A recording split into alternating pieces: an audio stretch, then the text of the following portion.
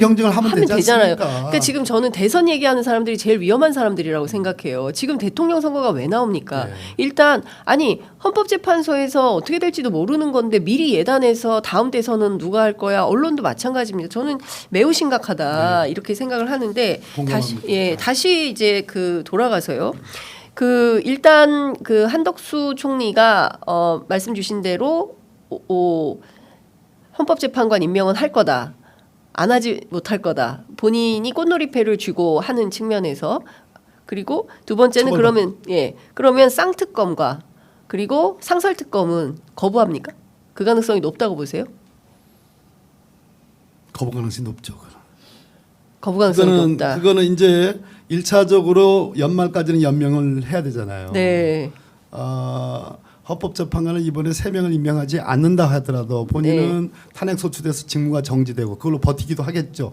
무슨 권한쟁의 심판 등등 얘기 나오지 않습니까? 다 쓸데없는 소리고 국회에서 지금 이 혁명적인 국면에서 국회가 다수결의 의결로 탄핵 소추 의결하면 이미 그건 힘 빠지는 거예요.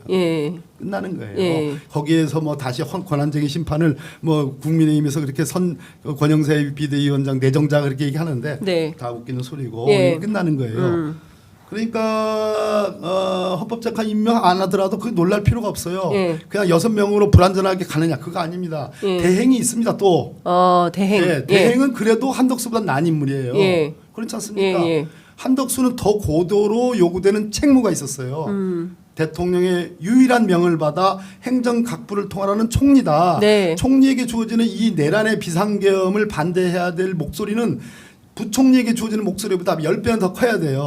근데 거꾸로 부총리인 최상목 부총리의 목소리가 2배 더 컸지 않습니까?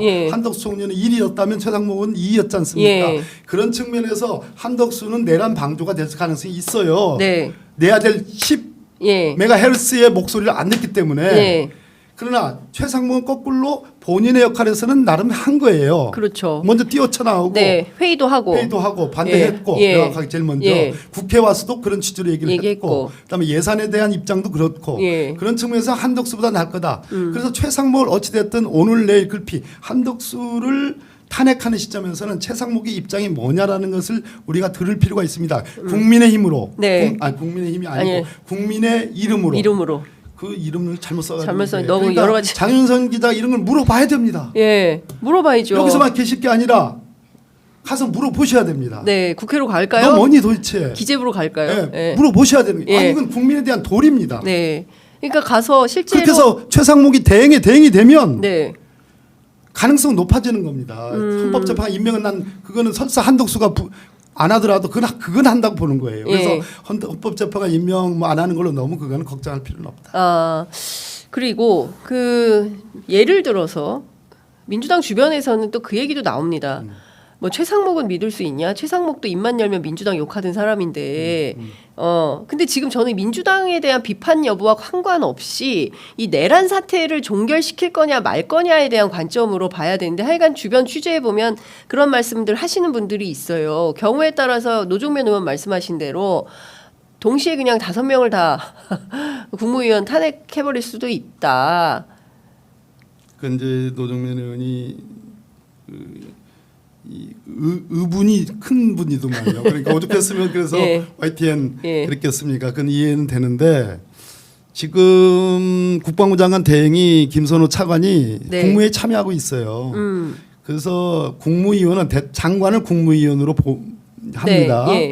그런데 장관과 같은 국가기관의 장에 대해서 정부 조직법에 그 장관이 임무를 수행할 수 없는 경우는 차관이 대행을 한다고 명확히 규정이 있어요.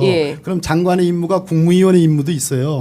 그럼 국무위원으로서 그 직을 수행할 수 없는 경우는 차관이 대행합니다. 다만 장관이 명확하게 있음에도 불구하고 어쩔 수 없이 일정 때문에 대리 출석하는 경우는 의결하지 못할 뿐이지 장관이 권한과 업무 행사를 하지 못하는 경우는 차관 대행 체제가 있고 5명을 설사 날리더라도 우리가 탄핵 소추로 사유를 구체적으로 만들어야 되겠지만 그래도 차관이 가서 표결할 수 있는 가능성이 있습니다. 그러니까 그런 것은 극단적인 거니까 그 부분에 대해서 너무 이렇게 저거 할 필요는 없을 거예요. 그러니까 장관이 빠지면 차관이 대행으로 가서 국무회의 의결에 참여하면 되는 거다. 뭐 그 자체가 문제가 되는 것은 아니다라는 말씀을 좀 주셨고 과반수가 안 돼가지고 당연히 법안이 지금 예. 정부로 이송돼 있는 법안. 내란 특검 법안이 당연히 확정된다. 이것은 아니다라는 네. 말씀이에요. 예.